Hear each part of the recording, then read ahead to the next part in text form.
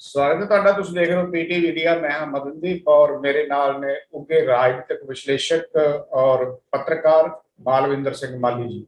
माली जी तुहाडा स्वागत है जी। शुक्रिया मदनदीप जी, धन्यवाद जी। माली जी अज कुछ दिलचस्प खबरों के उत्ते असीं चर्चा करनी है, खास करके जिवें पंजाब सरकार ने भ्रिष्टाचार के खिलाफ जी कार्रवाई आरंभी हुई है, उहदे तहत विजिलेंस ने पंजाब के ਵੱਖ-ਵੱਖ विभागों के 132 अधिकारियों के खिलाफ कार्रवाई की मंग की है।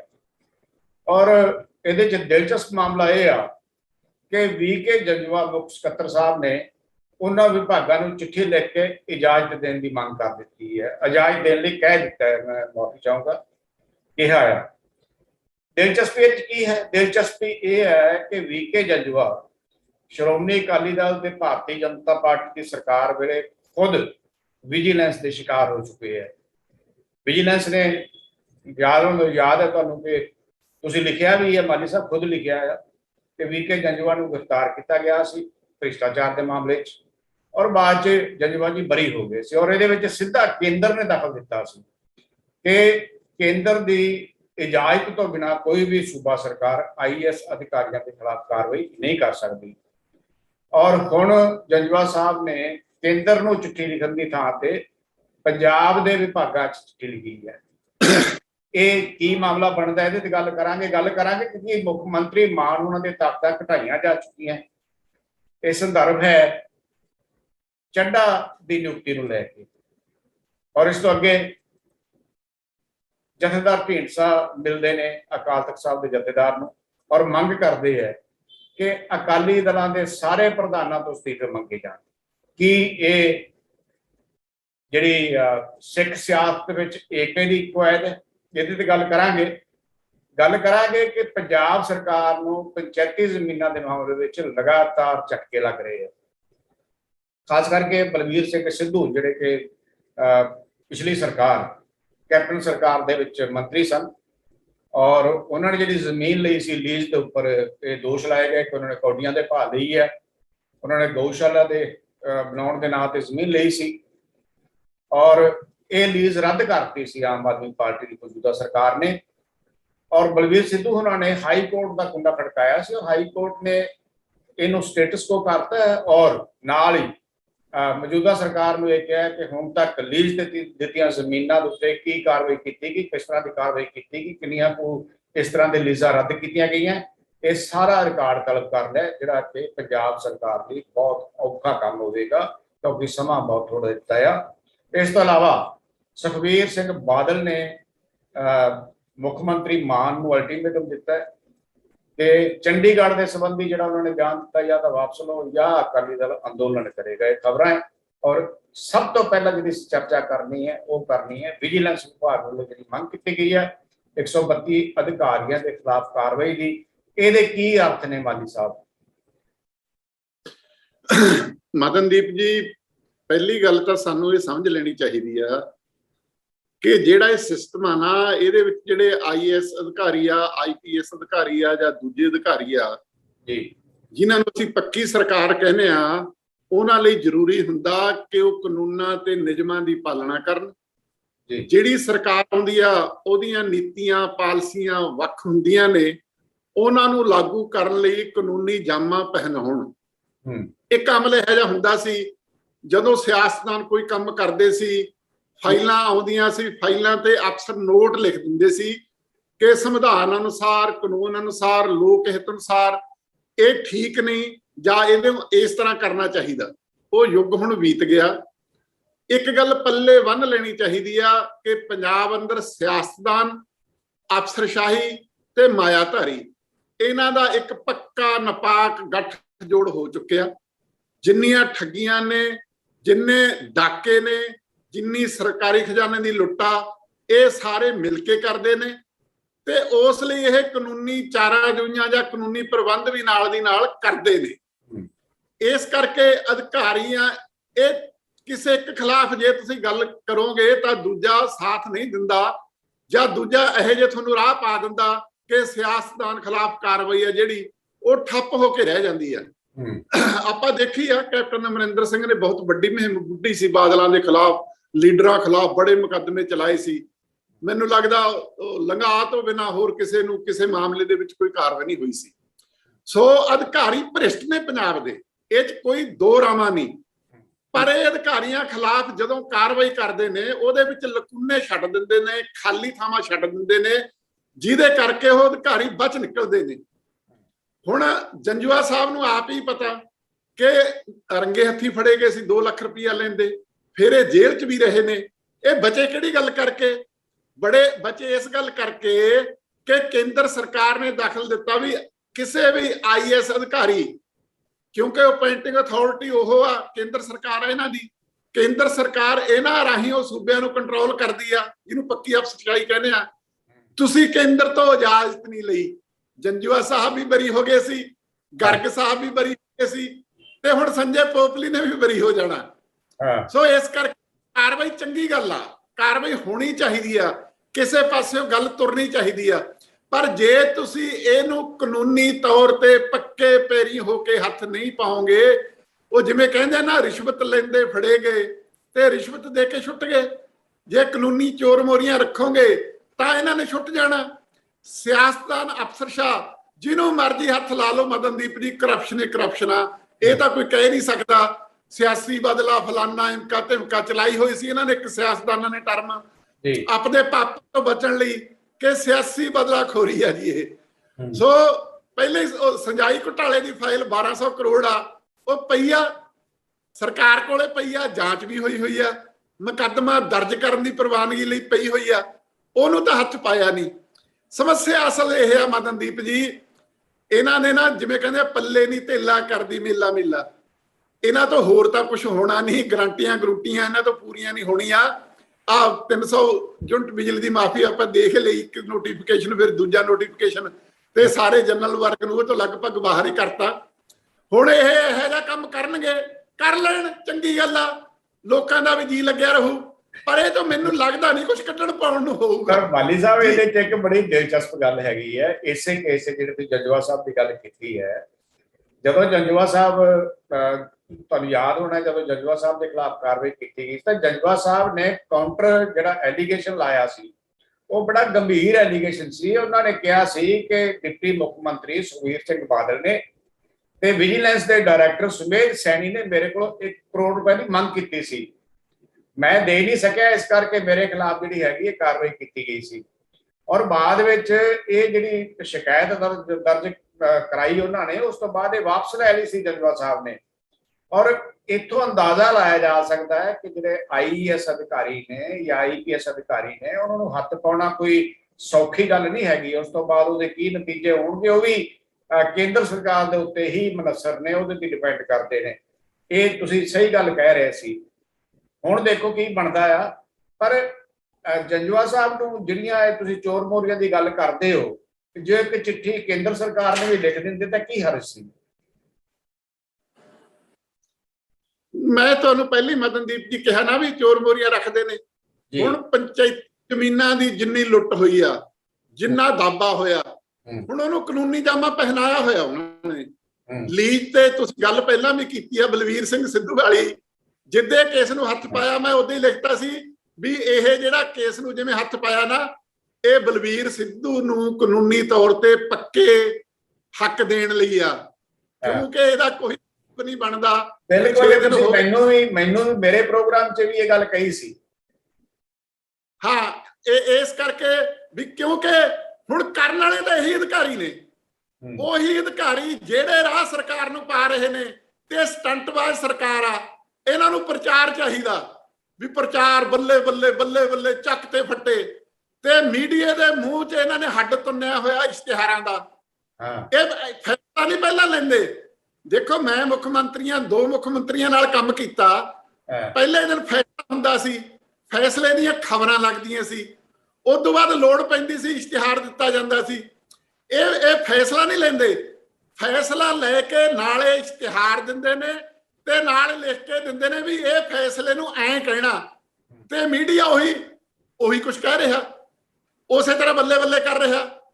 ਤੇ ਮੀਡੀਆ ਸੀ ਜਿਹੜਾ ਸਵਾਲ ਪੁੱਛਦਾ ਹੁੰਦਾ ਸੀ, ਜਿਹੜਾ ਕਿਸੇ ਵੀ ਫੈਸਲੇ ਬਾਰੇ ਵੀ ਇਹ ਫੈਸਲਾ ਕੀ ਹੈ, ਇਹਦੀ ਇੰਪਲੀਕੇਸ਼ਨ ਕੀ ਨੇ, ਉਹ ਉਹਨੇ ਬੰਦ ਕਰਤਾ। ਸੋ ਸਰਕਾਰ ਦੀ ਬੱਲੇ ਬੱਲੇ ਕਰਨ ਵਾਲਾ ਮੀਡੀਆ। ਸ਼ਾਮਲਾਟ ਜ਼ਮੀਨ ਅੱਜ ਤੱਕ 1 ਏਕੜ ਨਹੀਂ ਸਾਹਮਣੇ ਆਈ ਜਿਹਦਾ ਸਰਕਾਰ ਨੇ ਕਬਜ਼ਾ ਲੈ ਲਿਆ ਹੋਵੇ। ਜਾਂ ਤਾਂ ਲੋਕਾਂ ਨੇ ਮੁੜ ਕੇ ਕਬਜ਼ੇ ਲੈ ਲਏ ਜਾਂ ਕੋਰਟ ਨੇ ਸਟੇਆਂ ਦੇ ਦਿੱਤੀਆਂ।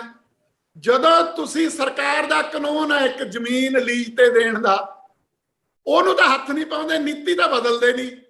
ਅਮਲੀ ਤੌਰ ਤੇ ਜਦੋਂ ਤੁਸੀਂ ਕੋਈ ਕੰਮ ਕਰਦੇ ਹੋ, ਉਹ ਨੀਤੀ ਦੇ ਆਧਾਰ ਤੇ ਸਟੇ ਲੈ ਲੈਂਦੇ ਆ।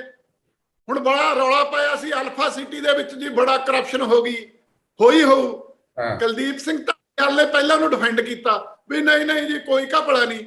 ਜਦੋਂ ਫੇਰ ਇਹਨੇ ਕਿਹਾ ਵੀ ਇਹ ਚ ਤਾਂ ਤ੍ਰਿਪਤ ਬਾਜਵਾ ਫਸਦਾ, ਤੇ ਕੁਲਦੀਪ ਢਾਲੀਵਾਲ ਤੇ ਪ੍ਰਤਾਪ ਬਾਜਵੇ ਦੀ ਆੜੀ ਆ ਬੜੀ ਪੁਰਾਣੀ ਗੂੜੀ, ਭਰਾ ਕਹਿੰਦੇ ਨੇ ਦੋਹੇ ਆਪ ਨੂੰ, ਤੇ ਪ੍ਰਤਾਪ ਬਾਜਵੇ ਦੇ ਪਿਤਾ ਜੀ ਸਰਦਾਰ ਸਵਰਗੀ ਸਤਨਾਮ ਸਿੰਘ ਨੂੰ ਡੈਡੀ ਕਹਿੰਦੇ ਨੇ। ਮੁੜ ਕੇ ਫਿਰ ਜਾਂਚ ਬਣਾਤੀ, ਉਹ ਜਾਂਚ ਕਮੇਟੀ ਨੇ ਕਿਹਾ ਕੋਈ ਗਲਤ ਹੈ ਨਹੀਂ ਇਹ ਚ।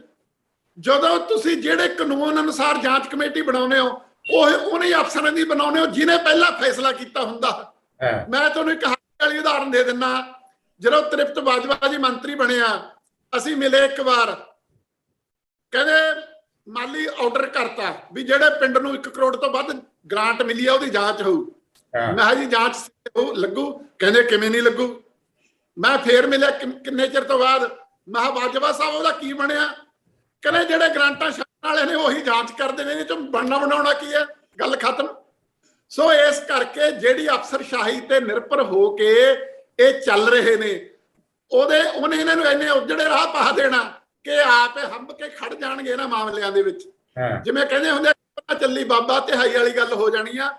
ਜਦੋਂ ਤੱਕ ਇਹ ਨੀਤੀਆਂ ਨਹੀਂ ਬਦਲਦੇ, ਜਦੋਂ ਤੱਕ ਅਫਸਰਸ਼ਾਹੀ ਤੇ ਸਿਆਸਤਦਾਨਾਂ ਦੇ ਗੱਠਜੋੜ ਨੂੰ ਤੇ ਨਾਲ ਮਾਇਆਧਾਰੀ ਉਹਨਾਂ ਨੂੰ ਇਕੱਠੇ ਇੱਕ ਪਲੇਚੇ 'ਚ ਨਹੀਂ ਲੈਂਦੇ, ਉਦੋਂ ਤੱਕ ਇਹ ਮਾਮਲੇ ਸਿਰੇ ਨਹੀਂ ਲੱਗਣੇ। ਮਦਨ ਜੀ, ਮੈਨੂੰ ਤਾਂ ਇਹ ਮਹਿਸੂਸ ਹੁੰਦਾ ਜੀ। ਪਰ ਜੀ ਗੱਲ ਤਾਂ ਤੁਸੀਂ ਠੀਕ ਕਹਿ ਰਹੇ ਹੋ, ਪਰ ਜਿਸ ਤਰ੍ਹਾਂ ਦੇ ਸਰਕਾਰ ਦੇ ਅੰਦਰ ਹਾਲਾਤ ਹੈ, ਜਿਸ ਤਰ੍ਹਾਂ ਦੀ ਜਿਵੇਂ ਬਾਹਰ ਖਬਰਾਂ ਆ ਰਹੀਆਂ ਜਾਂ ਬਾਹਰ ਜੋ ਪਰਸੈਪਸ਼ਨ ਬਣ ਰਹੀ ਹੈ ਭਗਵੰਤ ਮਾਨ ਦੀ ਸਰਕਾਰ ਦੇ ਖਿਲਾਫ, ਜਾਂ ਭਗਵੰਤ ਮਾਨ ਉਹਨਾਂ ਦੇ ਨਿੱਜੀ ਜਿਹੜੀ ਪਰਸੈਪਸ਼ਨ ਬਣ ਰਹੀ ਲੋਕਾਂ ਦੇ ਵਿੱਚ ਕਿ ਭਗਵੰਤ ਮਾਨ ਕੋਲੇ ਪੂਰੀਆਂ ਤਾਕਤਾਂ ਨਹੀਂ ਹਨ। ਇਹ ਆਮ ਲੋਕ ਗੱਲਾਂ ਕਰਦੇ ਆ, ਆਮ ਇਹ ਕਹਿੰਦੇ ਆ ਕਿ ਭਗਵੰਤ ਮਾਨ ਉਹਨਾਂ ਨੂੰ ਤਾਂ ਦਿੱਲੀੋਂ ਚਲਾਇਆ ਜਾ ਰਿਹਾ ਹੈ। ਦਿੱਲੀੋਂ ਚਲਾਉਣਾ ਭਗਵੰਤ ਮਾਨ ਨੂੰ, ਪੰਜਾਬ ਦੇ ਮੁੱਖ ਮੰਤਰੀ ਨੂੰ ਕਿੰਨਾ ਕੁ ਜਾਇਜ਼ ਹੈ? ਔਰ ਇਹ ਜਿਹੜੇ ਐਲੀਗੇਸ਼ਨ ਲੱਗ ਰਹੇ ਆ, ਜਿਹੜੇ ਲੋਕਾਂ ਦੇ ਵਿੱਚ ਚਰਚਾ ਛਿੜ ਰਹੀ ਹੈ, ਇਹ ਕਿੰਨੀ ਕੁ ਸੱਚਾਈ ਇਹਦੇ ਵਿੱਚ, ਇਹਦੇ ਬਾਰੇ ਥੋੜੀ ਜਿਹੀ ਗੱਲ ਕਰੋ। ਮਦਨਦੀਪ ਜੀ, ਨਾ ਜੇ ਆਪਾਂ ਉਹਨੂੰ ਉਹਦੇ ਪ੍ਰਸੰਗ 'ਚ ਇਤਿਹਾਸ 'ਚ ਰੱਖ ਕੇ ਦੇਖੀਏ ਫਿਰ ਚੰਗੀ ਤਰ੍ਹਾਂ ਸਮਝ ਆ ਜਾਂਦੀ ਹੈ ਜੀ। ਆਮ ਆਦਮੀ ਪਾਰਟੀ ਦਾ ਏਜੰਡਾ ਹੀ ਪੰਜਾਬ ਤੇ ਕਬਜ਼ਾ ਕਰਨਾ ਸੀ। ਸ਼ੁਰੂ 'ਚ ਜਦੋਂ ਆਏ ਕੇਜਰੀਵਾਲ ਸਾਰਾ ਪੰਜਾਬ ਤੇਰੇ ਨਾਲ, ਫਿਰ ਇੱਕ ਮੌਕਾ ਕੇਜਰੀਵਾਲ ਨੂੰ, ਜਦੋਂ ਲੋਕ ਉਸ ਰਾਹ ਨਹੀਂ ਤੁਰੇ ਤਾਂ ਫਿਰ ਭਗਵੰਤ ਮਾਨ ਨੂੰ ਮੂਹਰੇ ਲਾਇਆ। ਲੋਕ ਅੱਕੇ ਹੋਏ ਸੀ ਦੂਜਿਆਂ ਤੋਂ, ਉਹਨਾਂ ਨੂੰ ਰਾਹ ਮਿਲ ਗਿਆ। ਇਸ ਕਰਕੇ ਵੱਡੀ ਪੱਧਰ ਤੇ ਫਤਵਾ ਮਿਲਿਆ ਭਗਵੰਤ ਮਾਨ ਨੂੰ। ਪਰ ਜਿਹੜੀ ਇੱਕ ਸਵਾਲ ਕਰਕੇ ਅੱਗੇ ਇਸ ਗੱਲ ਨੂੰ ਤੋਰੀਏ ਤਾਂ ਠੀਕ ਰਹੂਗੀ। ਤੁਸੀਂ ਇਹ ਸ਼ਬਦ ਬਹੁਤ ਵਰਤਦੇ ਹੋ ਕਿ ਪੰਜਾਬ ਤੇ ਕਬਜ਼ਾ ਕਰਨ ਦੀ ਨੀਤੀ ਹੈ। ਮਤਲਬ ਜੇ ਆਪਾਂ ਪੰਜਾਬ ਦੀ ਕਿਸੇ ਖੇਤਰੀ ਪਾਰਟੀ ਨੂੰ ਛੱਡ ਕੇ ਕਿਸੇ ਹੋਰ ਪਾਰਟੀ ਬਾਰੇ ਗੱਲ ਕਰਦੇ ਹਾਂ, ਖਾਸ ਕਰਕੇ ਭਾਜਪਾ ਬਾਰੇ ਤਾਂ ਆਮ ਆਦਮੀ ਪਾਰਟੀ ਬਾਰੇ, ਤਾਂ ਤੁਹਾਡੀ ਰਾਏ ਇਹ ਹੁੰਦੀ ਹੈ ਕਿ ਆਮ ਆਦਮੀ ਪਾਰਟੀ ਪੰਜਾਬ ਤੇ ਕਬਜ਼ਾ ਕਰਨਾ ਚਾਹੁੰਦੀ ਹੈ, ਭਾਰਤੀ ਜਨਤਾ ਪਾਰਟੀ ਪੰਜਾਬ ਤੇ ਕਬਜ਼ਾ ਕਰਨਾ ਚਾਹੁੰਦੀ ਹੈ। ਪਰ ਜੇ ਅਕਾਲੀ ਦਲ ਦੀ ਸਰਕਾਰ ਹੈ ਜਾਂ ਕੈਪਟਨ ਅਮਰਿੰਦਰ ਸਿੰਘ ਦੀ ਸਰਕਾਰ ਸੀ ਜਾਂ ਕਾਂਗਰਸ ਦੀ ਸਰਕਾਰ ਹੋਵੇ, ਤਾਂ ਉਹਨੂੰ ਤੁਸੀਂ ਇਸ ਤਰ੍ਹਾਂ ਦੀ ਤਸ਼ਬੀਹ ਜਾਂ ਇਸ ਤਰ੍ਹਾਂ ਦਾ ਪ੍ਰਸੰਗ ਨਹੀਂ ਦੇਵੋਗੇ ਕਿ ਉਹ ਵੀ ਕਬਜ਼ਾ ਕਰਨਾ ਚਾਹੁੰਦੇ ਹੈ। ਤੇ ਸਿਆਸਤ ਜਿੰਨੀ ਵੀ ਹੁਣ ਤੱਕ ਪੰਜਾਬ ਦੇ ਨਾਲ ਹੋਈ ਹੈ ਜਾਂ ਪੰਜਾਬ ਦੇ ਵਿੱਚ ਜਿਹਨੇ ਵੀ ਸੱਤਾ ਕਾਇਮ ਕੀਤੀ, ਕੀ ਉਹਨਾਂ ਨੇ ਕਬਜ਼ਾ ਨਹੀਂ ਕੀਤਾ ਜਾਂ ਕਬਜ਼ਾ ਕਿਉਂ ਨਹੀਂ ਹੋਵੇਗਾ? ਇਹ ਥੋੜੀ ਜਿਹੀ ਜ਼ਰੂਰ ਗੱਲ ਕਰਨਾ। ਤੁਹਾਡੀ ਗੱਲ, ਸਵਾਲ ਸਹੀ ਆ। ਅਸਲ 'ਚ ਇਸ ਮਸਲੇ 'ਚ ਘਚੋਲਾ ਬਹੁਤ ਆ ਮਦਨਦੀਪ ਜੀ। ਇਹਦੇ ਦੋ ਪੱਖ ਨੇ। ਇੱਕ ਆ ਸਿਆਸੀ ਪਾਰਟੀ, ਜਿਹੜੀਆਂ ਆਲਮੀਆ ਪੱਧਰ ਦੀਆਂ ਸਿਆਸੀ ਪਾਰਟੀਆਂ ਨੇ, ਉਹਨਾਂ ਦੀਆਂ ਨੀਤੀਆਂ ਨੇ, ਉਹਨਾਂ ਦੇ ਫੈਸਲੇ ਨੇ, ਉਹਦੇ ਅਨੁਸਾਰ ਰਾਜ ਸਰਕਾਰਾਂ 'ਚ ਸਿਆਸੀ ਪਾਰਟੀਆਂ ਨੇ, ਉਹ ਆਪਸ ਵਿੱਚ ਸਲਾਹ ਮਸ਼ਵਰਾ ਵੀ ਕਰਦੇ ਨੇ, ਉਹ ਹਦਾਇਤ ਵੀ ਦਿੰਦੇ ਨੇ, ਉਹ ਖੁੱਲ੍ਹ ਵੀ ਦਿੰਦੇ ਨੇ ਰਾਜ ਅਨੁਸਾਰ ਤੁਸੀਂ ਇੰਨਾ ਚੱਲੋ ਨਾ ਚੱਲੋ। ਇਹ ਇੱਕ ਪੱਖ ਆ। ਦੂਜਾ ਪੱਖ ਆ ਸਰਕਾਰ ਦਾ। ਜਿਹੜੀ ਵੀ ਪਾਰਟੀ ਸਰਕਾਰ ਬਣਾਉਂਦੀ ਆ ਉਹਦਾ ਕਬਜ਼ਾ ਹੀ ਹੁੰਦਾ। ਇਹ 'ਚ ਕੋਈ ਦੋ ਰਾਮਾ ਨਹੀਂ। ਪਰ ਉਹ ਕਬਜ਼ਾ ਹੱਕੀ ਇਸ ਕਰਕੇ ਹੁੰਦਾ ਕਿ ਉਹ ਪੰਜਾਬ ਦੇ ਨੇ, ਉਹਨਾਂ ਨੇ ਪੰਜਾਬ ਦੇ ਅਨੁਸਾਰ ਸੋਚਿਆ ਤੇ ਉਹ ਸਰਕਾਰਾਂ ਨੇ ਜਿਹੜੀਆਂ ਸੰਵਿਧਾਨ ਅਨੁਸਾਰ ਚਲਾਉਂਦੇ ਨੇ ਜੀ। ਸਰਕਾਰਾਂ ਦੇ ਵਿੱਚ ਸਿਆਸੀ ਪਾਰਟੀਆਂ ਉਸ ਤਰ੍ਹਾਂ ਦੀਆਂ ਆਲ ਇੰਡੀਆ ਪਾਰਟੀਆਂ ਦਖਲ ਨਹੀਂ ਦਿੰਦੀਆਂ। ਤੁਸੀਂ ਦੇਖੀ ਆ ਵੀ ਕੈਪਟਨ ਅਮਰਿੰਦਰ ਸਿੰਘ ਨੇ ਆਪਣੀ ਸਰਕਾਰ ਚਲਾਈ ਆ ਤੇ ਕਈ ਗੱਲਾਂ ਉਹਨੇ ਹਾਈ ਕਮਾਂਡ ਤੋਂ ਬਾਹਰੇ ਹੋ ਕੇ ਕੀਤੀਆਂ ਨੇ, ਨਹੀਂ ਮੰਨੀਆਂ, ਪਰ ਪਾਰਟੀ ਸਰਕਾਰ ਦੇ ਖਿਲਾਫ ਕੋਈ ਐਕਸ਼ਨ ਤਾਂ ਨਹੀਂ ਨਾ ਲੈ ਸਕੀ। ਹੁਣ ਇੱਥੇ ਸਮੱਸਿਆ ਇਹ ਆ ਵੀ ਜਿਹੜੀ ਮੌਜੂਦਾ ਸਰਕਾਰ ਆ ਉਹ ਸੰਵਿਧਾਨ ਦੇ ਅਨੁਸਾਰ ਚੱਲਣ ਦੀ ਥਾਂ ਉਹਨੂੰ ਪਾਰਟੀ ਚਲਾ ਰਹੀ ਆ, ਆਲ ਇੰਡੀਆ ਪਾਰਟੀ ਚਲਾ ਰਹੀ ਆ। ਹੁਣ ਰਾਜ ਸਭਾ ਮੈਂਬਰਾਂ ਦੀ ਚੋਣ ਆ, ਇੱਕ ਸੰਵਿਧਾਨਕ ਗੱਲ ਆ ਵੀ ਰਾਜ ਸਭਾ ਮੈਂਬਰ ਕੌਣ ਚੁਣੇ ਜਾਂਦੇ ਨੇ। ਉਹ ਹੁੰਦਾ ਰਾਜਾਂ ਦਾ ਸਦਨ, ਉਹਦੇ ਵਿੱਚ ਉਹਨਾਂ ਨੇ ਜਾ ਕੇ ਰਾਜ ਦੇ ਹੱਕਾਂ ਦੀ ਨੁਮਾਇੰਦਗੀ ਕਰਨੀ ਹੁੰਦੀ ਆ, ਉੱਥੇ ਜਾ ਕੇ ਰਾਜ ਦੇ ਹੱਕਾਂ ਦੀ ਰਾਖੀ ਕਰਨੀ ਹੁੰਦੀ ਆ। ਪਰ ਇਹਨਾਂ ਨੇ ਕਿਹੜੇ ਬੰਦੇ ਚੁਣੇ? ਇਹ ਠੀਕ ਆ ਦੂਜੀਆਂ ਪਾਰਟੀਆਂ ਹਾਰੇ ਹੋਇਆਂ ਨੂੰ ਚੁਣਦੀਆਂ ਰਹੀਆਂ ਨੇ, ਪਰ ਉਹ ਸਿਆਸੀ ਆਗੂ ਹੁੰਦੇ ਸੀ। ਬਾਹਰੋਂ ਵੀ ਬੰਦੇ ਆਉਂਦੇ ਰਹੇ ਨੇ, ਪਰ ਉਹ ਸਿਆਸੀ ਆਗੂ ਹੁੰਦੇ ਸੀ, ਪਾਰਟੀ ਦੇ ਆਗੂ ਹੁੰਦੇ ਸੀ। ਪਾਰਟੀ ਨੂੰ ਉਹਨਾਂ ਦੀ ਦਿੱਲੀ 'ਚ ਸਰਕਾਰ 'ਚ ਜਾਂ ਲੋਕ ਸਭਾ 'ਚ ਸਿਆਸੀ ਲੋੜ ਹੁੰਦੀ ਸੀ। ਪਰ ਇਹ ਜਿਹੜੇ ਰਾਜ ਸਭਾ ਮੈਂਬਰ ਚੁਣੇ ਗਏ ਨੇ, ਇਹ ਤੁਸੀਂ ਦੇਖੋ ਜੀ, ਇਹ ਤੇ ਕਿਹੜਾ ਪੈਮਾਨਾ ਫਿੱਟ ਆਉਂਦਾ। ਫਿਰ ਮੰਤਰੀ ਜੋ ਬਣਾਏ ਗਏ ਨੇ, ਫਿਰ ਜੋ ਵੀ ਫੈਸਲੇ ਹੋ ਰਹੇ ਨੇ, ਹੁਣ ਡੀਜੀਪੀ ਤੇ ਮੁੱਖ ਸਕੱਤਰ ਬਦਲੇ ਨੇ, ਇਹ ਕੋਈ ਛੋਟੀ ਗੱਲ ਨਹੀਂ ਹੁੰਦੀ।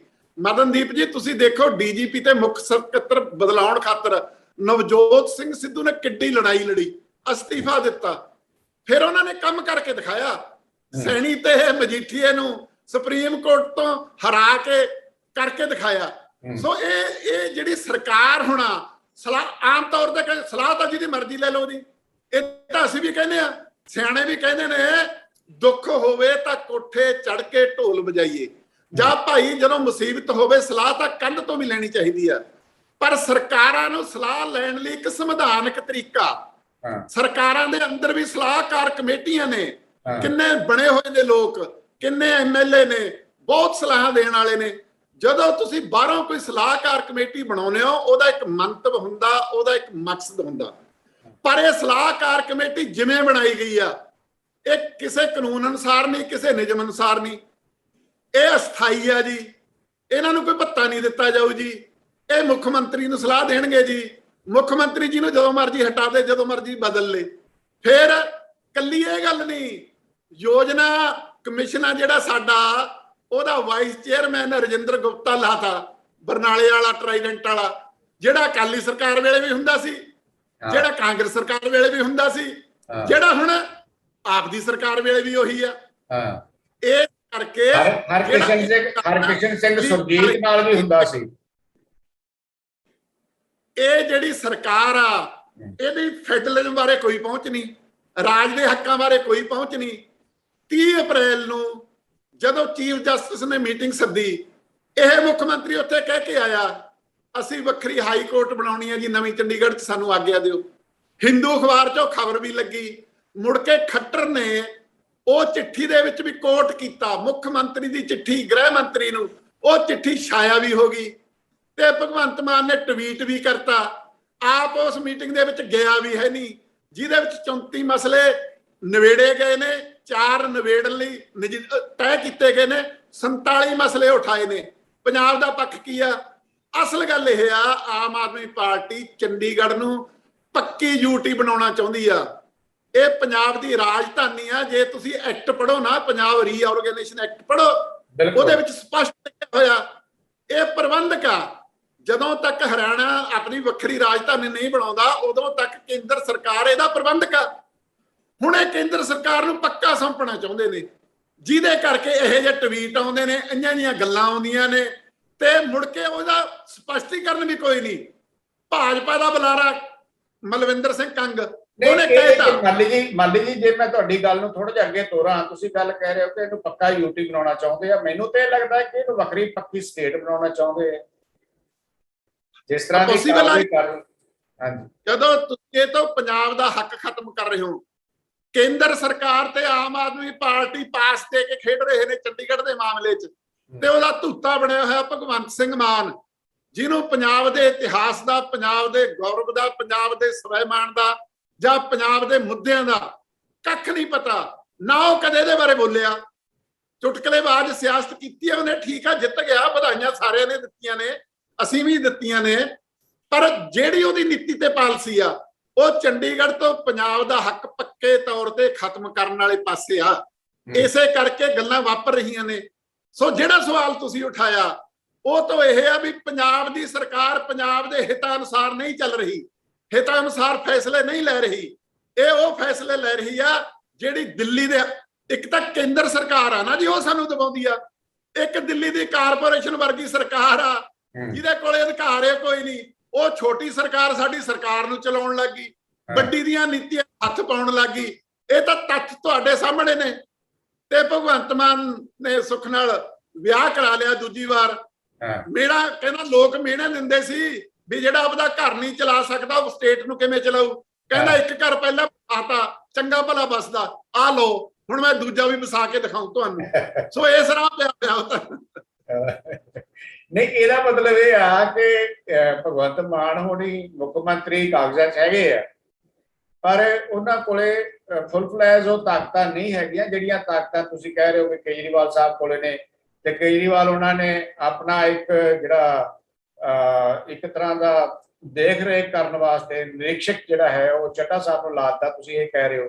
ਪਰ ਇਹਦੇ 'ਚ ਇੱਕ ਹੋਰ ਵੀ ਸਵਾਲ ਹੈ, ਜਿਹੜੀ ਰਾਘਵ ਚੱਢਾ ਦੀ ਨਿਯੁਕਤੀ ਹੈ ਉਹ ਇਹ ਕਹਿੰਦੇ ਆ ਕਿ ਇਹਨਾਂ ਨੂੰ ਕੈਬਨਿਟ ਰੈਂਕ ਦਿੱਤਾ ਗਿਆ।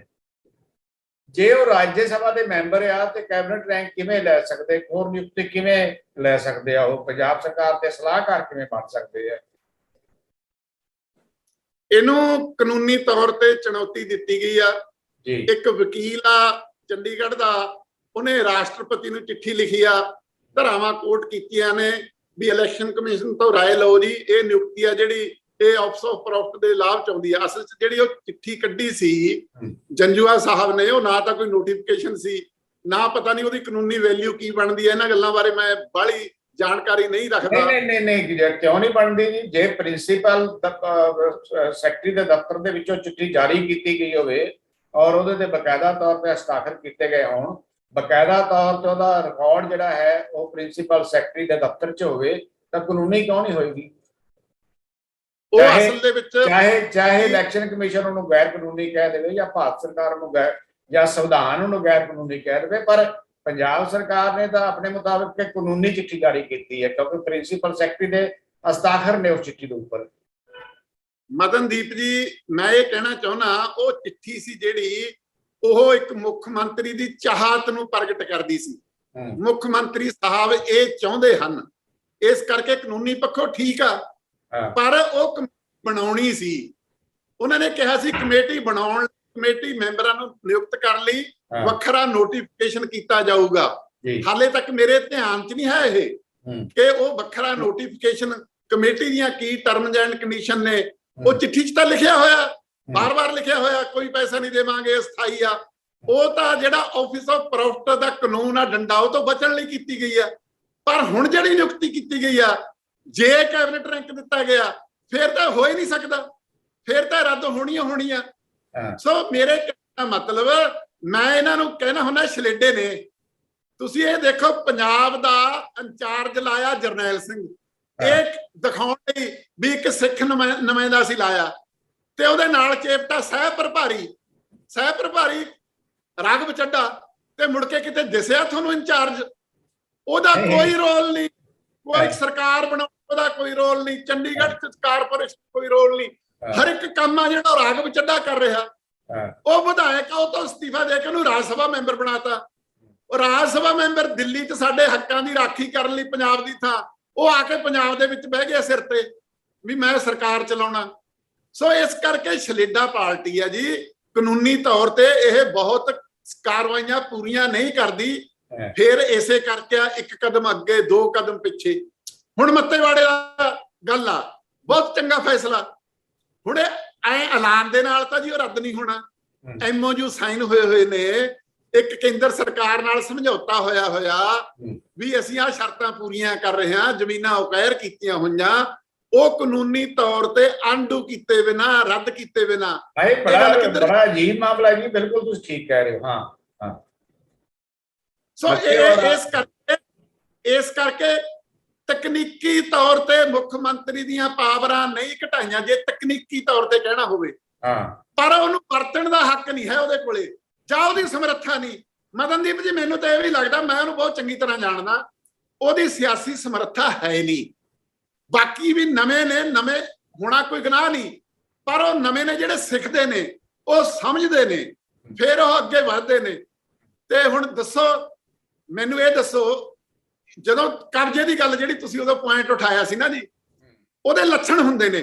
ਧਾੜਵੀ ਜਦੋਂ ਕਬਜ਼ਾ ਕਰਦੇ ਨੇ, ਉਹ ਇਹ ਸਾਬਤ ਕਰਦੇ ਨੇ ਇਸ ਇਲਾਕੇ ਦੇ ਲੋਕ ਸਿਆਸੀ ਤੌਰ ਤੇ ਬੇਵਕੂਫ ਨੇ, ਇਸ ਕਰਕੇ ਅਸੀਂ ਕਬਜ਼ਾ ਕੀਤਾ, ਹੁਣ ਅਸੀਂ ਇਹਨਾਂ ਨੂੰ ਚਲਾ ਕੇ ਦਿਖਾਵਾਂਗੇ। ਤੇ ਤੁਹਾਡੇ ਸਾਰੇ ਪੱਤਰਕਾਰਾਂ ਨੂੰ ਉਹਨਾਂ ਨੇ ਬੇਵਕੂਫ ਕਹਿ ਕੇ ਰੱਦ ਕਰਤਾ, ਅੱਧੇ ਤਾਂ ਖਰੀਦ ਲਏ, ਪਨ ਮੀਡੀਆ 'ਚ ਸਾਰੇ ਦਿੱਲੀ ਵਾਲੇ ਭਰਤੀ ਕਰ ਲਏ। ਸਾਰਿਆਂ ਨੂੰ ਐ ਨਾ ਕਰੋ, ਹੁਣ ਤੁਸੀਂ ਵੀ ਬੜੇ ਸੀਨੀਅਰ ਪੱਤਰਕਾਰ ਹੋ, ਸਾਡੇ ਤੋਂ ਵੀ ਸੀਨੀਅਰ ਪੱਤਰਕਾਰ ਹੋ ਤੁਸੀਂ ਐ ਨਾ ਸਾਰਿਆਂ ਨੂੰ ਨਾ ਲਪੇਟੋ। ਸਾਰੇ ਕਿਤੇ ਮਾੜੇ ਹੁੰਦੇ, ਗੱਲ ਜਦੋਂ ਸਾਰੇ ਕਹਿੰਦੇ ਉਦੋਂ ਬਹੁਤ ਗਿਣਤੀ ਟ੍ਰੈਂਡ ਹੁੰਦਾ, ਰੁਝਾਨ ਹੁੰਦਾ। ਸਾਰੇ ਕਾਂਗਰਸੀ ਮਾੜੇ ਨਹੀਂ, ਸਾਰੇ ਅਕਾਲੀ ਮਾੜੇ ਨਹੀਂ, ਸਾਰੇ ਆਪ ਵਾਲੇ ਮਾੜੇ, ਸਾਰੇ ਪੱਤਰਕਾਰ ਮਾੜੇ ਨਹੀਂ, ਸਾਰਾ ਮੀਡੀਆ ਵਿਕਿਆ ਹੋਇਆ ਨਹੀਂ। ਪਰ ਕਿਉਂਕਿ ਫਿਰ ਹੁਣ ਜੇ ਆਪਾਂ ਇਹ ਗੱਲ ਕਰਾਂਗੇ, ਉਹ ਜਿਹੜੇ ਵਿਕੇ ਹੋਏ ਨੇ ਉਹਨਾਂ ਦਾ ਨਾਂ ਲਵਾਂਗੇ, ਜਿਹੜੇ ਨਹੀਂ ਵਿਕੇ ਹੋਏ ਉਹਨਾਂ ਦਾ ਨਾਂ ਲਵਾਂਗੇ। ਮੈਂ ਤਾਂ ਬਸ ਮਾੜਾ ਜਿਹਾ ਮਜ਼ਾਕ ਕੀਤਾ ਸੀ, ਥੋੜਾ ਜਿਹਾ ਗੱਲ ਨੂੰ ਲਾਈਟ ਕਰਨ ਲਈ, ਕਿਉਂਕਿ ਜ਼ਿਆਦਾ ਭਾਰੀ ਹੋ ਗਈ ਸੀ। ਪਰ ਅਗਲਾ ਜਿਹੜਾ ਮਾਮਲਾ ਹੈ ਉਹ ਵੀ ਵੱਡਾ ਹੈ। ਮੰਨ ਜੀ, ਅਗਲਾ ਮਾਮਲਾ ਇਹ ਆ ਕਿ ਢੀਂਡਸਾ ਸਾਹਿਬ ਜਥੇਦਾਰ ਅਕਾਲ ਤਖਤ ਸਾਹਿਬ ਨੂੰ ਮਿਲਦੇ ਆ, ਔਰ ਸਾਰੇ ਅਕਾਲੀ ਦਲਾਂ ਦੇ ਪ੍ਰਧਾਨਾਂ ਦਾ ਅਸਤੀਫਾ ਮੰਗਦੇ ਆ ਉਹਨਾਂ ਤੋਂ। ਉਹ ਕਹਿੰਦੇ ਕਿ ਸਾਰੇ ਅਕਾਲੀ ਦਲ ਦੇ ਪ੍ਰਧਾਨਾਂ ਨੂੰ ਹੁਕਮ ਕਰੋ ਕਿ ਅਸਤੀਫੇ ਦੇਣ। ਕੀ ਇਹ ਸਿੱਖ ਸਿਆਸਤ ਵਿੱਚ ਏਕੇ ਦੀ ਕਵਾਇਦ ਹੈ? ਇਹ ਅਸਲ ਚ ਨਾ ਜੀ, ਉਹ ਜਿਵੇਂ ਹੁੰਦਾ ਇੱਕ ਪੰਜਾਬੀ ਦੀ ਕਹਾਵਤ ਆ, ਨਾਚ ਨਾ ਜਾਣੇ ਆਂਗਣ ਟੇਢਾ, ਜਾਂ ਹੋਰ ਕਈ ਤਰ੍ਹਾਂ ਦੀਆਂ ਹੁੰਦੀਆਂ ਨੇ, ਮਤਲਬ ਜਿਹਦੇ ਵਿੱਚੋਂ ਗੱਲ ਨਹੀਂ ਬਣਦੀ। ਅਸਲ ਦੇ ਵਿੱਚ ਅਕਾਲੀ ਦਲ ਆ ਜਿਹੜਾ, ਉਹ ਇਸ ਕਰਕੇ ਮਰਿਆ, ਇਹ ਲੀਹੋਂ ਨੱਥ ਗਿਆ। ਹੁਣ ਜਦੋਂ ਇਹ ਲੀਹੋਂ ਗਿਆ, ਇਹ ਚ ਪਰਿਵਾਰਵਾਦ ਆਇਆ ਤੇ ਮਾਇਆਧਾਰੀ ਬਣਨ ਦੀ ਹੋੜ ਆਈ। ਇਸ ਹਮਾਮ ਤੇ ਸਾਰੀ ਨੰਗੇ ਨੇ। ਢੀਂਡਸਾ ਤਾਂ ਅੱਜ ਵੀ ਭਾਜਪਾ ਨਾਲ ਜੁੜਿਆ ਖੜਾ, ਟਿੱਚ ਪੱਟ ਨਾਲ ਜੁੜੀਆਂ ਨੂੰ। ਸੋ ਇਸ ਕਰਕੇ ਜਦੋਂ ਤੱਕ ਭਾਜਪਾ ਨਾਲ ਨਹੀਂ ਜੁੜੇ, ਅਕਾਲੀ ਦਲ ਵੀ ਭਾਜਪਾ ਨਾਲ ਹੀ ਜੁੜਿਆ ਹੋਇਆ। ਜਦੋਂ ਸਿੱਧਾ ਜਿਹੜਾ ਉਹਨਾਂ ਦਾ ਕੈਂਡੀਡੇਟ ਹੈ ਪ੍ਰੈਜ਼ੀਡੈਂਟ ਦਾ, ਸਿੱਧਾ ਐਲਾਨ ਕਰਤਾ ਕਿ ਬੀਜੇਪੀ ਦੇ ਕੈਂਡੀਡੇਟ ਨੂੰ ਅਸੀਂ ਸਪੋਰਟ ਕਰਾਂਗੇ, ਢੀਂਡਸਾ ਸਾਹਿਬ ਦਾ ਵੀ ਇਹੀ ਰਵੱਈਆ ਹੈ, ਤਾਂ ਫਿਰ ਹੁਣ ਇਹਨਾਂ 'ਚ ਤਾਂ ਕੋਈ ਬਹੁਤਾ ਫਰਕ ਹੈ ਨਹੀਂ। ਠੀਕ ਆ ਤੁਹਾਡੀ ਗੱਲ, ਮੈਂ ਇਹੀ ਗੱਲ ਕਹਿ ਰਿਹਾ, ਕਦੇ ਗੱਠਜੋੜ ਕਰ ਲਿਆ, ਗੱਠਜੋੜ ਟੁੱਟ ਗਿਆ, ਰਾਸ਼ਟਰਪਤੀ ਨੂੰ ਹਮਾਇਤ ਦੇਤੀ, ਹਾਲੇ ਤਾਂ ਸਲੇਡੇ ਕਰਨਗੇ। ਤੁਸੀਂ ਇਹ ਦੇਖਿਓ, ਆਮ ਆਦਮੀ ਪਾਰਟੀ ਦੀਆਂ ਜਿੰਨੀਆਂ ਵੋਟਾਂ ਨੇ, ਜੋ ਮੈਂ ਅਖਬਾਰਾਂ 'ਚ ਪੜ੍ਹਿਆ, ਜੇ ਉਹ ਥੋਕ ਦੇ ਨੂੰ ਪੈ ਜਾਂਦੀਆਂ ਨੇ ਤਾਂ ਭਾਜਪਾ ਦੇ ਲਈ ਸੰਕਟ ਖੜਾ ਹੋਊ। ਤੇ ਲੱਗਦਾ ਹੈ ਜਿਵੇਂ ਰਾਜ ਸਭਾ ਚੋਣ ਵੇਲੇ ਨਾ, ਪਹਿਲਾਂ ਉਹ ਦਬਕਾਉਣ ਤੋਂ ਬਾਅਦ ਰਾਜ ਸਭਾ ਦੇ ਮੈਂਬਰਾਂ ਦੇ ਫਾਰਮ ਭਰਨ ਲੱਗੇ, ਕੋਈ ਕੁਸਕਿਆ, ਨੇੜੇ ਆ ਕੇ ਇਹਨੇ ਕੇਜਰੀਵਾਲ ਨੇ ਇਹੀ ਕੁਛ ਕਰਨਾ। ਸੋ ਕਿਉਂਕਿ ਵਿਚਾਰਧਾਰਕ ਤੇ ਸਿਆਸੀ ਤੌਰ ਤੇ ਫਰਕ ਇਹਨਾਂ ਦੇ ਵਿੱਚ ਹੈ ਹੀ ਨਹੀਂ। ਸਮਾਂ ਤੇ ਜਿਹੜਾ ਏਜੰਡਾ ਸੀ ਮੋਦੀ ਦਾ, ਕਾਂਗਰਸ ਮੁਕਤ ਭਾਰਤ, ਉਹਨੂੰ ਬੜੀ ਤਰੀਕੇ ਨਾਲ ਕੇਜਰੀਵਾਲ ਵੀ ਉਸੇ ਨੂੰ ਲਾਗੂ ਕਰ ਰਿਹਾ ਵੀ ਭਾਜਪਾ ਦਾ ਬਦਲ ਕਾਂਗਰਸ ਬਣਨ ਦੀ ਥਾਂ ਮੈਂ ਬਣਾ। ਇਸੇ ਕਰਕੇ ਇਹਨਾਂ ਦੇ ਸਿਆਸੀ ਬੜਾ ਮੁੱਦਾ ਵੱਡਾ ਉਠਾਤਾ ਹੈ। ਇਹਦੇ ਬਾਰੇ ਥੋੜੀ ਤੁਹਾਡੀ ਮੈਨੂੰ ਗੱਲ ਠੀਕ ਲੱਗਦੀ ਹੈ ਕਿ ਜੇ ਆਮ ਆਦਮੀ ਪਾਰਟੀ ਦੇ ਪੰਜਾਬ ਦੇ ਵਿਧਾਇਕ ਭੁਗਤ ਜਾਂਦੇ ਆ ਤੇ ਆਰਾਮ ਨਾਲ, ਫਿਰ ਤਾਂ ਬੀਜੇਪੀ ਨੂੰ ਕੋਈ ਮੁਸ਼ਕਲ ਹੀ ਨਹੀਂ ਆਉਣੀ। ਨਹੀਂ, ਮੈਂ ਇਹ ਅੰਕੜਾ ਨਹੀਂ ਜਾਣਦਾ ਜੀ, ਮੈਂ ਤਾਂ ਸਿਰਫ ਕਿਤੇ ਅੰਕੜਾ ਦੇਖਿਆ ਸੀ ਵੀ ਕ੍ਰਾਈਸਿਸ ਖੜਾ ਹੋ ਸਕਦਾ, ਕਿਉਂਕਿ ਅੱਡ-ਅੱਡ ਰਾਜਾਂ ਦੀਆਂ ਵੀ ਚੋਣਾਂ ਨੇ, ਵੋਟਾਂ ਨੇ ਜੀ, ਰਾਜ ਸਭਾ ਲੋਕ ਸਭਾ ਦੇ ਮੈਂਬਰਾਂ ਦੀਆਂ ਵੀ ਵੋਟਾਂ ਨੇ। ਭਾਜਪਾ ਕੋਲੇ ਠੀਕ ਆ, ਕਈ ਸਰਕਾਰਾਂ ਉਹਦੀਆਂ ਹੈਗੀਆਂ ਨੇ, ਕਈ ਸਾਂਝੀਆਂ ਸਰਕਾਰਾਂ ਨੇ। ਜੇ ਵਿਰੋਧੀ ਪਾਰਟੀਆਂ ਇਕਜੁੱਟ ਹੋ ਜਾਣ ਤਾਂ ਸੰਕਟ ਖੜਾ ਹੋ ਸਕਦਾ, ਪਰ ਇਹ ਅੰਕੜਿਆਂ ਦੀ ਮੈਂ ਪੁਸ਼ਟੀ ਨਹੀਂ ਕਰਦਾ। ਮੇਰੇ ਖਾਤਰ ਵੱਡੀ ਗੱਲ ਇਹ ਹੈ, ਜਿਹੜਾ ਤੁਸੀਂ ਉਦਾਹਰਨ ਦਿੱਤੀ ਸੀ ਨਾ ਵੀ ਅਕਾਲੀ ਦਲ ਫਿਰ ਰਾਸ਼ਟਰਪਤੀ ਚ ਉੱਧਰ ਜਾ ਜੁੜਿਆ, ਮਾਇਆਵਤੀ ਵੀ ਜਾ ਜੁੜੀ, ਕਿਉਂਕਿ ਇਸ ਹਮਾਮ ਚ ਜਿੰਨੇ ਨੰਗੇ ਨੇ ਨਾ ਜੀ, ਜਿਹੜਾ ਈਡੀ ਆ ਤੇ ਇਨਕਮ ਟੈਕਸ ਆ, ਇਹਦਾ ਜਿਹੜਾ ਡੰਡਾ ਨਾ ਜੀ, ਇਹ ਬੜਾ ਖਤਰਨਾਕ ਆ। ਇਹ ਸਿਰਫ ਫਾਈਲੇ ਦਿਖਾਉਂਦੇ ਨੇ ਤੇ ਨਾਲ ਦੀ ਨਾਲ ਦੂਜੇ ਦਿਨ ਪਤਾ ਲੱਗਦਾ ਵੀ ਹਾਂ ਜੀ ਹੁਣ ਕੁਲਦੀਪ ਬਿਸ਼ਨੋਈ ਆ ਜਿਹੜੇ, ਉਹ ਵੀ ਭਾਜਪਾ ਚ ਜਾਣ ਦੀ ਤਿਆਰੀ ਕਰ ਰਹੇ ਨੇ। ਸੋ ਇਹ ਵਰਤਾਰਾ ਜਿਹੜਾ ਉਹਦੇ ਪ੍ਰਸੰਗ ਚ ਮੈਂ ਗੱਲ ਕੀਤੀ ਆ। ਗੱਲ ਅਕਾਲੀ ਦਲ ਦੀ ਆ, ਅਕਾਲੀ ਦਲ ਦੇ ਅੰਦਰੋਂ ਝੁੰਡਾ ਕਮੇਟੀ ਆ ਜਿਹੜੀ, ਉਹਦੀ ਰਿਪੋਰਟ ਜਨਤਕ ਨਹੀਂ ਕਰਦੇ। ਉਹਨੇ ਕਿਹਾ, ਲੋਕ ਕਹਿੰਦੇ ਨੇ ਲੀਡਰਸ਼ਿਪ ਬਦਲੋ, ਤੇ ਜਿਹੜੇ ਨਾਲ ਨੇ ਉਹਨਾਂ ਦੇ ਉਹ ਮੰਗ ਨਹੀਂ ਕਰਦੇ। ਹਾਂ ਅਕਾਲ ਤਖਤ ਦਾ ਜਥੇਦਾਰ ਨਹੀਂ ਇਹ ਕਹਿੰਦਾ। ਇਸ ਕਰਕੇ ਹੁਣ ਇਹਨਾਂ ਨੇ ਅਕਾਲ ਤਖਤ ਦੇ ਜਥੇਦਾਰ ਨੂੰ ਕਿਹਾ ਭਾਈ ਤੁਸੀਂ ਕਾਇਮ ਹੋਵੋ, ਇਹ ਅਕਾਲੀਆਂ ਦੀ ਏਕਤਾ ਉਕਤਾ ਵਾਲੇ ਪਾਸੇ ਕੋਈ ਗੱਲ ਤੁਰੇ। ਢੀਂਡਸਾ ਸਾਹਿਬ ਦੀ ਜਿਹੜੀ ਕੋਸ਼ਿਸ਼ ਆ ਉਹ ਵੀ ਇਹੀ ਆ, ਪਰ ਬੰਦੇ ਬਦਲ ਨਾਲ ਮਸਲੇ ਹੱਲ ਨਹੀਂ ਹੋਣੇ। ਪੰਜਾਬ 'ਚ ਸਾਰੇ ਬੰਦੇ ਬਦਲ ਤੇ ਮਸਲਾ ਹੱਲ ਕੋਈ ਹੋਇਆ ਨੀਤੀਆਂ। ਪਰ ਇਹ ਵੀ ਤਾਂ ਨਾਲ ਗੱਲ ਕਰੋ ਨਾ ਕਿ ਅਕਾਲ ਤਖਤ ਸਾਹਿਬ ਦੇ ਜਥੇਦਾਰ ਨੇ ਹੁਣ ਤੱਕ ਜਿੰਨੇ ਹੁਕਮ ਕੀਤੇ ਆ ਕਿ ਉਹ ਇੰਪਲੀਮੈਂਟ ਹੋਏ ਆ, ਉਹਨਾਂ ਤੇ ਅਮਲ ਹੋਇਆ? ਕਿਉਂਕਿ ਇਸ ਤੋਂ ਪਹਿਲਾਂ ਉਹ ਕਹਿ ਚੁੱਕੇ ਆ ਕਿ ਸਿੱਖ ਏਕਾਕਰਨ, ਸਿਆਸੀ ਏਕਾਕਰਨ, ਇਸ ਤਰ੍ਹਾਂ ਜਿਹੜੀਆਂ ਵੰਡੀਆਂ ਪਾਈਆਂ ਹੋਈਆਂ ਇਹ ਠੀਕ ਨਹੀਂ ਹੈਗੀਆਂ। ਉਹਦੇ ਨੂੰ ਕਿੰਨੇ ਬੋਦਰ ਕੀਤਾ ਜੀ ਹੁਣ ਤੱਕ? ਮਦਨਦੀਪ ਜੀ, ਹਾਲਤ ਇਹ ਆ ਸਿੱਖ ਪੰਥ ਦੀ ਕਿ ਅਕਾਲ ਤਖਤ ਦਾ ਜਥੇਦਾਰ ਨਹੀਂ ਲੱਭ ਰਿਹਾ ਹਾਲੇ ਤੱਕ, ਕਾਰਜਕਾਰੀ ਜਥੇਦਾਰ। ਇੱਕੇ ਜਥੇਦਾਰ ਦੋ ਤਖਤਾਂ ਦਾ। ਤੁਸੀਂ ਹਾਲ ਤਾਂ ਦੇਖੋ, ਉਹਦਾ ਇੱਕ ਵੀ ਫੈਸਲਾ ਨਹੀਂ ਮੰਨਿਆ। ਪੀਟੀਸੀ ਬਾਰੇ ਉਹਨੇ ਕੀ ਕਿਹਾ ਸੀ? ਪ੍ਰਸਾਰਣ ਬੰਦ ਕਰੋ, ਆਪਦਾ ਚੈਨਲ ਸ਼ੁਰੂ ਕਰੋ, 10 ਦਿਨਾਂ ਚਾਹ ਕਰੋ। ਕਹਿੰਦੇ ਮੁੜ ਕੇ ਕੋਈ ਨਿਕਲ ਜਾ ਉਹਦੀ ਉਸ ਗੱਲ ਦੀ ਉੱਗ ਸੁੱਗ ਨਿਕਲ ਜਾ ਕਿਤੇ। ਸ਼੍ਰੋਮਣੀ ਕਮੇਟੀ ਦਾ ਪ੍ਰਧਾਨ ਕਹਿੰਦਾ ਸੀ ਐਂ ਕਰਾਂਗੇ ਜੀ, ਕੋਈ ਕੁਸਕਿਆ ਉਹਦੇ ਬਾਰੇ। ਫਿਰ ਬੰਦੀ ਸਿੰਘਾਂ ਬਾਰੇ ਇਕੱਠੇ ਹੋਵੋ ਜੀ, ਨਹੀਂ ਹੋਏ। ਕੀ ਕੀਤਾ? ਫਿਰ ਉਹਨਾਂ ਦੇ ਪਰਿਵਾਰ ਚੋਂ ਕਿਸੇ ਨੂੰ ਟਿਕਟ ਦਿਓ, ਫਿਰ ਵੀ ਅੱਡ ਖੜੇ ਹੋ ਗਏ। ਨਾ ਮਾਨ ਸਾਹਿਬ ਨੇ ਉਹ ਗੱਲ ਮੰਨੀ, ਨਾ ਢੀਂਡਸਾ ਸਾਹਿਬ ਨੇ ਉਹ ਗੱਲ ਮੰਨੀ। ਕੀ ਕਰਤਾ ਅਕਾਲ ਤਖਤ ਨੇ? ਅਕਾਲ ਤਖਤ ਦੀ ਸ਼ਾਖ ਆ ਜਿਹੜੀ ਉਹ ਬਾਦਲਾਂ ਨੇ ਮਿੱਟੀ 'ਚ ਰੋਲਤੀ। ਇਸੇ ਕਰਕੇ ਲੋਕ ਕਹਿੰਦੇ ਨੇ ਨਾ ਵੀ ਦਰਬਾਰ ਸਾਹਿਬ ਤੇ ਫੌਜੀ ਹਮਲੇ ਨਾਲ ਜਿੰਨਾ ਨੁਕਸਾਨ ਹੋਇਆ, ਬਾਦਲ ਕਿਹਾ ਨੇ ਧਾਰਮਿਕ ਸੰਸਥਾਵਾਂ ਦੀ ਸ਼ਾਖ ਨੂੰ ਰੋਲ ਕੇ, ਸਿਧਾਂਤਾਂ ਨੂੰ ਰੋਲ ਕੇ ਉਦੋਂ ਵੱਡਾ ਨੁਕਸਾਨ ਕਰਤਾ। ਸੋ ਇਸ ਕਰਕੇ ਉਹ ਨੁਕਸਾਨ ਨੂੰ ਟਿੱਕੇ ਬਿਨਾ, ਉਹਨੂੰ ਪੂਰਾ ਕਰਨ ਲਈ ਕੋਈ ਯਤਨ ਜਾਂ ਕੋਈ ਕਾਰਜ ਵਿਊਹ ਤੋਂ ਲੁਕੇ ਬਿਨਾ ਅਕਾਲੀ ਦਲ ਦੇ ਪੈਰ ਨਹੀਂ ਲੱਗਣੇ ਜੀ, ਮੈਨੂੰ ਇਹ ਲੱਗਦਾ। ਇਹ ਤੁਹਾਡੀ ਗੱਲ ਵੇਖੋ, ਇਹਦੇ ਕੀ ਸਿੱਟੇ ਨਿਕਲਦੇ ਆ। ਤੁਹਾਡਾ ਐਨਾਲਿਸਿਸ ਪਿੱਛੇ ਜਿੰਨਾ ਵੀ ਹੁਣ ਤੱਕ ਹੋਇਆ ਹੈ, ਇੱਥੋਂ ਤੱਕ ਕਿ ਮੈਂ ਜਦੋਂ ਹਾਲੇ ਇਲੈਕਸ਼ਨ ਦੀ ਕੰਪੇਨ ਚੱਲ ਰਹੀ ਸੀ, ਲਗਾਤਾਰ ਮੈਂ ਤੁਹਾਨੂੰ ਸੋਸ਼ਲ ਮੀਡੀਆ ਤੇ ਤੁਹਾਡੇ ਵਿਚਾਰ ਪੜ੍ਹ ਰਿਹਾ ਸੀ, ਔਰ ਕਿਸਾਨੀ ਸੰਘਰਸ਼ ਦੇ ਵੇਲੇ ਵੀ ਮੈਂ ਤੁਹਾਡੇ ਲਗਾਤਾਰ ਵਿਚਾਰ ਪੜ੍ਹਦਾ ਰਿਹਾ ਹਾਂ। ਔਰ ਕਿਸਾਨ ਆਗੂ ਵੀ ਇਸ ਗੱਲ ਨੂੰ ਮੰਨਦੇ ਆ ਕਿ ਮਾਲੀ ਉਹਨਾਂ ਨੇ ਜੋ ਕੁਝ ਕਿਹਾ ਉਹੀ ਵਾਪਰਿਆ ਆ। ਹੁਣ ਅੱਗੇ ਜਾ ਕੇ ਅਕਾਲੀ ਦਲ ਦਾ ਕੀ ਬਣਦਾ ਆ, ਇਹਦੇ ਹਾਲੇ ਨਤੀਜੇ ਦੇਖਣੇ ਬਾਕੀ ਨੇ।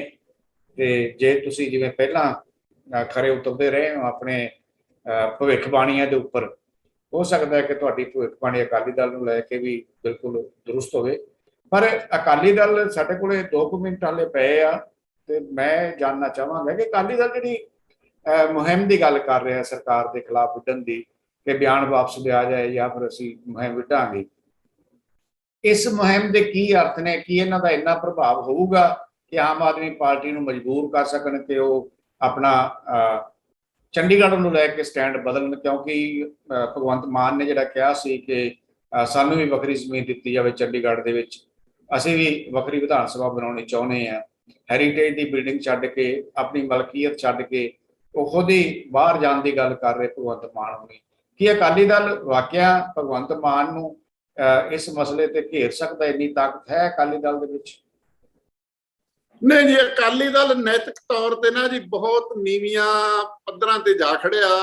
ਇਹਨਾਂ ਦੀ ਬਿਆਨਬਾਜ਼ੀ ਦਾ ਕੋਈ ਅਰਥ ਨਹੀਂ ਰਹਿੰਦਾ, ਕਿਉਂਕਿ ਇਹਨਾਂ ਨੇ 1997 ਤੋਂ ਲੈ ਕੇ 15 ਸਾਲ ਪੰਜਾਬ ਦੀ ਸੱਤਾ ਮਾਣੀ ਆ, ਕੇਂਦਰ ਸਰਕਾਰ ਦੀ ਸੱਤਾ 'ਚ ਹਿੱਸੇਦਾਰ ਰਹੇ ਨੇ, ਤੇ ਇਹਨਾਂ ਨੇ ਕੋਈ ਡੱਕਾ ਦੂਰਾ ਨਹੀਂ ਕੀਤਾ ਕਿਸੇ ਵੀ ਮਸਲੇ ਨੂੰ ਹੱਲ ਕਰਨ ਲਈ। ਡੈਮੇਜ ਕੰਟਰੋਲ ਕਰਦੇ ਆ ਭਗਵੰਤ ਮਾਨ। ਇੱਕ ਚਿੱਠੀ ਲਿਖਤੀ ਗਵਰਨਰ ਨੂੰ, ਚੰਡੀਗੜ੍ਹ ਦੇ ਵਿੱਚ 60-40 ਦੀ ਰੇਸ਼ੋ ਆ ਜਿਹੜੀ ਪ੍ਰਬੰਧ ਦੇ ਵਿੱਚ ਕਰਮਚਾਰੀਆਂ 'ਚ, ਉਹਨੂੰ ਕਾਇਮ ਰੱਖਿਆ ਜਾਵੇ ਜੀ। ਇਹ ਵੀ ਡੈਮੇਜ ਕੰਟਰੋਲ ਆ। ਮਾਲਵਿੰਦਰ ਕੰਗ ਦਾ ਬਿਆਨ, ਚੰਡੀਗੜ੍ਹ ਸਾਡਾ, ਇਹ ਵੀ ਡੈਮੇਜ ਕੰਟਰੋਲ ਆ। ਪਰ ਜਦੋਂ ਤੱਕ ਭਗਵੰਤ ਮਾਨ ਸਿਆਸੀ ਡੈਮੇਜ ਕੰਟਰੋਲ ਆ ਕਿ ਉਹਨੇ 30 ਅਪ੍ਰੈਲ ਨੂੰ ਕੀ ਕਿਹਾ, ਟਵੀਟ ਕੀ ਕੀਤਾ, ਉਦੋਂ ਤੱਕ ਆਮ ਆਦਮੀ ਪਾਰਟੀ ਦਾ ਖਹਿੜਾ ਨਹੀਂ ਛੁੱਟਣਾ। ਤੇ ਭਗਵੰਤ ਮਾਨ ਨੂੰ ਇਹ ਬਿਆਨ ਵਾਪਸ ਲੈਣੀ ਪੈਣਗੇ ਮਦਨਦੀਪ ਜੀ। ਇਹਦਾ ਹਾਲ ਕੀ ਆ? ਇਹਦਾ ਸੁਭਾਅ ਬਣ ਗਿਆ, ਇਹ 100 ਛਿੱਤਰ ਵੀ ਖਾਂਦਾ ਤੇ 100 ਗੰਢੇ ਵੀ ਖਾਂਦਾ। ਸੁਭਾਅ ਬਣ ਗਿਆ ਇਹਦਾ। ਇਹਨੇ ਇਸ ਮਾਮਲੇ 'ਚ ਵੀ ਇਹੀ ਹੋਣਾ। ਪਰ ਜੋ ਪੰਜਾਬ, ਬਿਲਕੁਲ, ਪਰ ਇਹਦੇ ਵਿੱਚ ਪੰਜਾਬ ਦੇ ਵੱਲੋਂ ਕਿੰਨੇ ਜ਼ੋਰ ਨਾਲ ਆਵਾਜ਼ ਉੱਠ ਰਹੀ ਹੈ ਨਾ ਜੀ, ਹਾਂਜੀ, ਉਹ ਇੱਕ ਬਹੁਤ ਬੜੀ ਚੰਗੀ ਗੱਲ ਆ। ਹੁਣ ਪੰਜਾਬ ਦੇ ਲੋਕ ਕਿਸੇ ਨਾਲ ਬੰਨੇ ਨਹੀਂ ਹੋਏ। ਮੈਂ ਤੁਹਾਨੂੰ ਪਹਿਲਾਂ ਵੀ ਕਿਹਾ ਸੀ, ਉਹ ਸਬਕ ਸਿਖਾਉਣ ਦੇ ਰਾਹ 'ਚ ਨੇ ਵੀ ਚੱਲ ਆਏ ਨਹੀਂ ਤਾਂ ਐ ਸਹੀ। ਬਿਲਕੁਲ ਸੰਗਰੂਰ ਨੇ ਆਤਾ।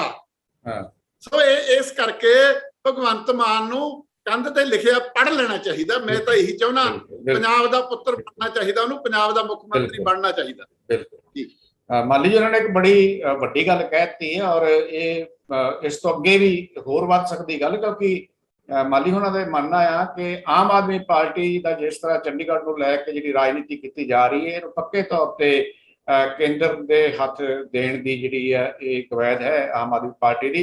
ਇਹਨੂੰ ਪੱਕਾ ਯੂਟੀ ਬਣਾਉਣ ਵੱਲ ਅੱਗੇ ਕਦਮ ਵਧਾ ਰਿਹਾ ਆਮ ਆਦਮੀ ਪਾਰਟੀ।